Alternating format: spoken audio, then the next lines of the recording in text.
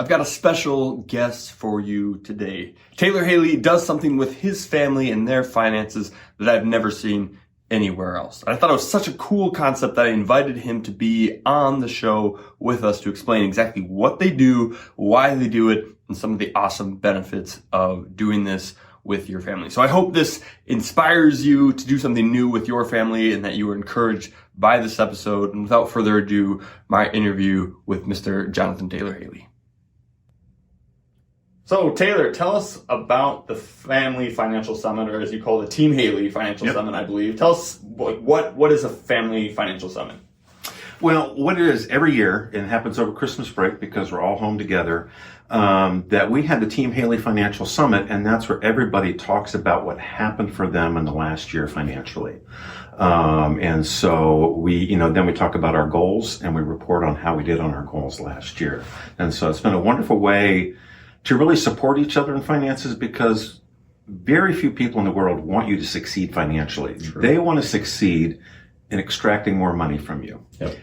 But this is a place where these folks want you to succeed financially.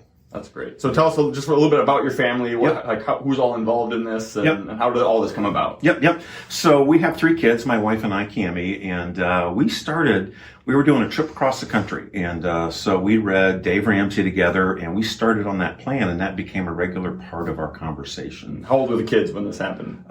Let's see. We had 2 in high school and one just before college. Okay. Yep. So they were still pretty young. And, it might have been earlier than that, because I remember, when we went to the envelope system and counting that out with the kids, and Cam was like, this is way too much work. So we stopped that part of it. But the principles have been really helpful. So yeah. Awesome. So tell us a little bit about how does it exist today? What do you guys talk about? What do you share? What do you hold back? What does the normal flow look like? Yeah. So everybody prepares a report and a presentation for it. And one of the things I love is you can see everybody's kind of individuality in the way that they prepare their reports. Sure. So our middle son, Chet, he's an engineer, and he just loves the down to the penny detail. His spreadsheets are unbelievable. Sure. And then our daughter, Jessica, I remember one year, the front page of her report, and we project the report, so they're computer generated. It's a beautiful thing. And on her front page, she had the emblems of every organization that she gives to, because her giving and generosity is very important to her. And then Hudson, about 2020, he just got slammed in the market. And so he just had a big walrus on his front page, and he had the music going down, down, down to Goblin Town. The corollary to that is 2 years later, when things had recovered, he had his graph of what had happened over the last 2 years, and he shrunk the walrus down, and the walrus was climbing the graph. They really do express that creativity. But we really get into the details of what our budgets are, what we're spending money on. And, it took me a little while, but this was the first year where I actually shared our net worth with the kids. Because it took a while just to develop that sense of trust and everything else.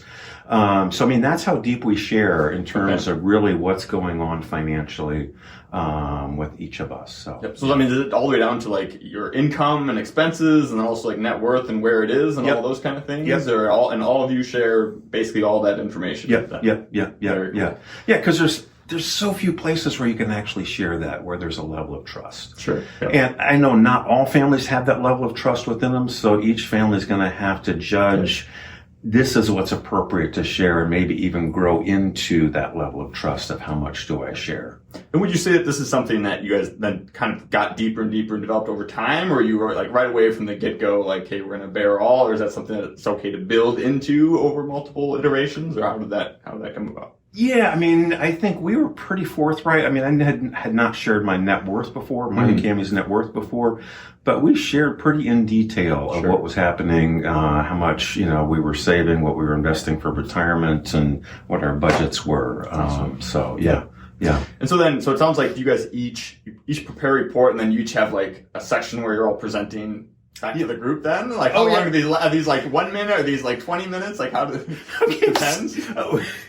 This year, I think we hit a new record. It was 2.5 hours. Okay, yeah. I mean, so we really talk about it and go to those places and encourage one another and ask, should you adjust this? And so it's really become a great thing in terms of really being able to go there and not just kind of a crop dusting view. Awesome. Yeah. So is it kind of like you present and then you guys give some like feedback, ask questions about like, do they go through the whole thing, like financials, goals, all that stuff, and then do some feedback time? Do you guys interrupt and kind of have it a collaborative experience all the way through, or how does? Yeah, there's that flow. There are questions that happen during the presentation, but then there's a longer discussion at the end as people think about things and have questions about things. So and you just kind of rotate around to each, I suppose you and Cammie probably go together, right? And then each kid then presents on their own for their own. Yep. And I mean, the other thing that was interesting, that you had to be married to be a part of this. Okay. So this was the first year that Chet was married, and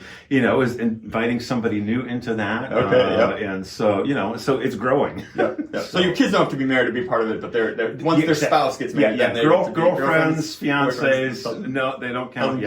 So. Not in the family picture, not in the financial summit. I guess I know a lot of people have kind of hesitations around sharing their financials with their children. I think sometimes there's these generational divides between, hey, the kids shouldn't have to, and I think it's probably appropriate when they're real young, right? Kids shouldn't worry about the parents' finances and whatnot, just let them be kids. But I think some people carry that well into adulthood. And I know for a lot of my clients and for a lot of people, right, at the end, everything usually goes to the kids anyway. So at some point, the kid's going to find out everything anyways. But do you guys have hesitations around sharing too much with your kids now, or is that just something that the benefits have outweighed any potential issues that might cause? Yeah. Well, I mean, first of all, I think that within our society, financials are just such a secret, and we're so afraid to talk to them. And when we're in our silos, that's when we make our mistakes. Okay. And there's not accountability when we're in our silos like that. So for me, part of doing this and being that open is really helping our kids understand that this doesn't have to be a secret. I mean, it's easier for us to talk about sex than it is about our money. And so for me, that was one thing of teaching healthy ways to talk about finances, because there's a lot of unhealthy ways to talk about it too. And I think holding secrets all the way through is not healthy for any of us as well. Sure. And then they just have a place where we can really talk about everything. So we haven't held back, and it's been a real growing experience. It's been good. That's fantastic. So, yeah. What positive outcome? I mean, beyond sounds like you guys have a lot of fun, in the actual summits themselves. It's developed into this great total experience that sounds like everyone's looking forward to and preparing for and whatnot. What have been some other positive outcomes from doing this throughout the rest of the year or over time, or things that you've seen develop out of this? Well, one of the best things is that whenever you have a question about something financial, we put on the Team Haley Snapchat, and then you get the responses from everybody. Have you thought about this, or what about this?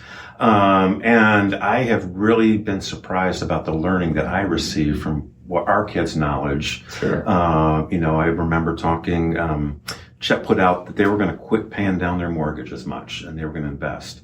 And so we were asking about that, but he got in on an interest rate that's below 3%. So that makes all the sense in the world, but it was able to put those questions out there, and be able to ask about it and have other people who care about you, love you.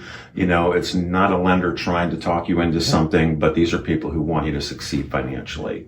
So that's been a beautiful thing. And it really sounds like all three of your kids are pretty wise with their money. We know one of them, and they're we're very impressed with what they're doing and whatnot. It sounds like all of them have really taken their own personal money management seriously. Is this something that they've all had from a young age, or does this develop over time? And how do you end up with 3 out of 3 for kids that care about their finances? It hasn't always been that way. So, and I asked Chet if I could tell this story. But when our kids went to college, they participated in paying for college, and we participated. Sure. So I was looking at Chet's budget and looking at his spending, and his spending was way out of whack. And so I called him and I said, Chet, I'm beginning to have the feeling that I am more financially committed to your education than you are. And I am happy to come down to your level. So...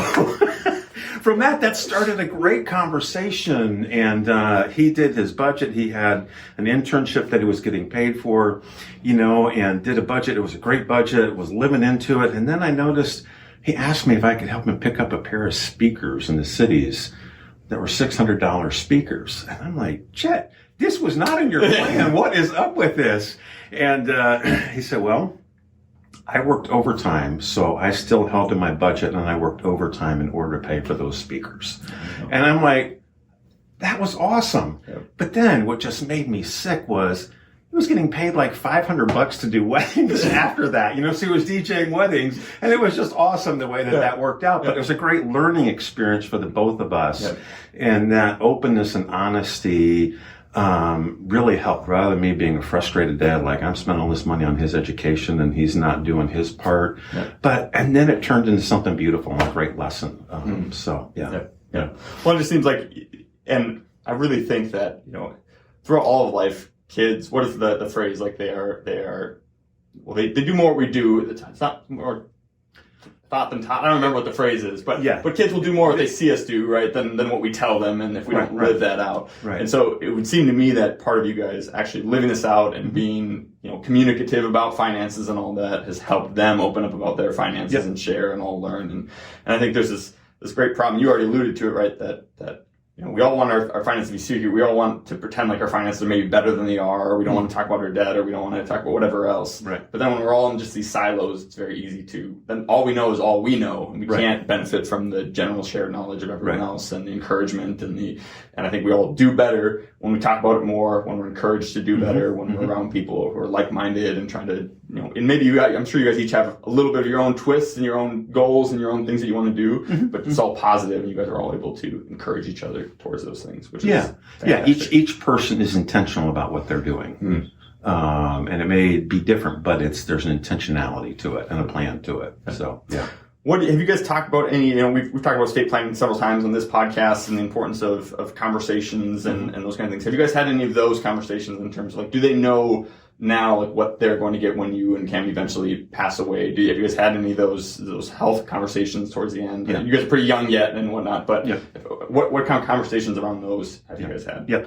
Well, I mean, we've had great conversations around those, and whether you're young or not, we all know people who passed away when they're young, and it's a tragedy. And what makes it even worse is when people aren't prepared. And so we have talked about, and so they know they actually have copies of it. And they know exactly what we're doing with that. And that will evolve and change over time. And we're going to stay up to date on that. But my real goal was, just because, I work with families who go through these things, and I have seen so many times where people do not understand what the deceased did in their will, and it's very hurtful, whether it's giving somebody more money than another person. And so they live the rest of their life with that question mark, and there's no way to get it answered. And it just taints what had been a wonderful relationship when somebody didn't do that at the end and wasn't open so they could explain themselves. So I just never want my kids to have a question about why did dad or why did mom do this in their estate.